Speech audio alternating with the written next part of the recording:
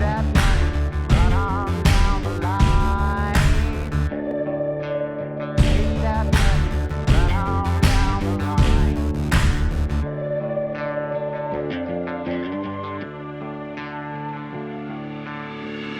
We're in the McLeod Plantation. We're on McLeod Plantation, What and am we I are, looking at? well, I tell you, you picked a good spot. Uh-huh. Right in front of us is the back of the kitchen. And all that good food that people come to Charleston for, that food came out of those kitchens. Okay. Those women who would bring their knowledge of sweet potatoes and cooking and spices with them to change the lives of so many people, not to mention feed people as well. Right. Their story starts there. So these two structures are both kitchens? That's the kitchen. This is the cold Okay. storage dairy that we're looking at on this side. really? Yeah. And in 1860, the enslaved people here churned out 600 pounds of butter in that Wow. cold storage dairy, which would subsequently get rolled down this waterway we're going down Uh-huh. to the market of Charleston and be sold. Really? Okay. What was the major kind of crop at this plantation? Sea Island cotton.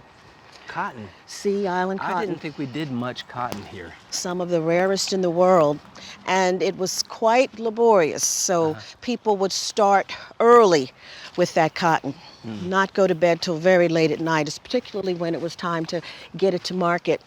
And the gin house, which we're going to look at, is where people would spend that time pulling that cotton, long, luxurious fibers, cleaning out the seeds and getting it prepared. They would bale it down into very large bags. Those bags would go down that waterway and take it to market in Charleston, and it would end up overseas for processing. Wow. So in many ways, this water is the key for so many reasons. The 74 to 100 souls who would live here, sometimes find love here, and certainly die here, came up this waterway. They came from as far away as Senegal all the way down to Angola, and they did not forget who they were. They brought their heritage, their pride, their family, their memories. They brought all of that with them when they came. 70 plus people? 74 live. to 100, And of that, how many were enslaved? all of them, Wow.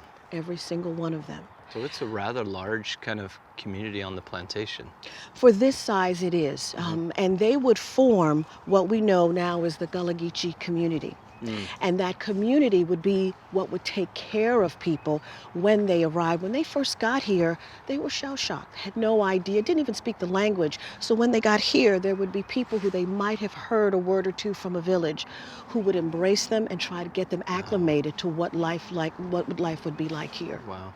How long did they have enslaved people on this property? Going back as early as the 1700s. Really? People were here. It's an interesting thing because these were always fields, and people would always be working these fields. It just was in the hands of different people. Right. By 1850, things would change dramatically with the family that would arrive here. They would, in fact, make this property far more viable through achievements in flooding and agriculture and irrigation. And that was due in part to the knowledge of the enslaved, who would bring an understanding of how the moon impacted the tides, which would help the Interesting. fields be irrigated far more. So the cotton was successful because of the knowledge that they brought with them. Interesting. Wow. It's a very interesting thing about the people who got off those ships, those 74 to 100. They would settle along the Sea Islands, and they would become what we now know as the Gullah Geechee community. Being 3 generations away, that makes me a proud Gullah girl. And I would give anything for 15 more minutes with my grandmother, because I realize now she was speaking to me in Gullah when I was a little girl. Really? And I don't remember. But But the word Gullah, where does it come from? well, different thoughts. The Gola River in Angola is Okay. one. There is another reference to it of a river in Sierra Leone.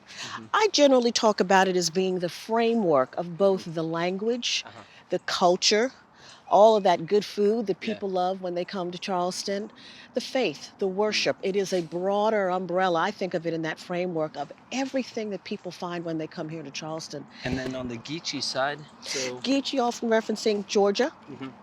But when you say Gullah Geechee, people understand you're referencing a very special place, very special people, and what they left behind. And it continues to evolve. The Gullah culture is still very, very much alive to this day. Interesting.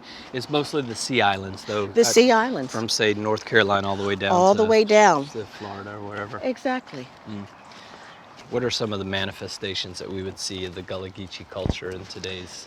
Well, one of them still continues to touch our lives, and that is in the way we say goodbye and honor people Oh yeah. in our funeral services, in the way that we don't mourn the death. We celebrate the life.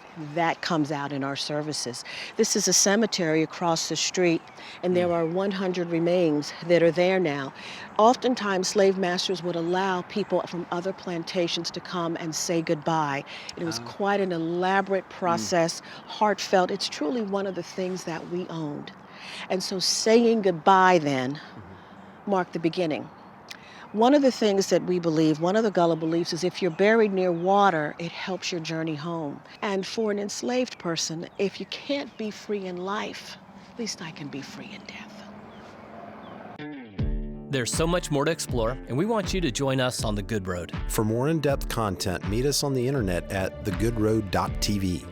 Hear more great stories, connect to organizations, and make sure you download our podcast, Philanthropology.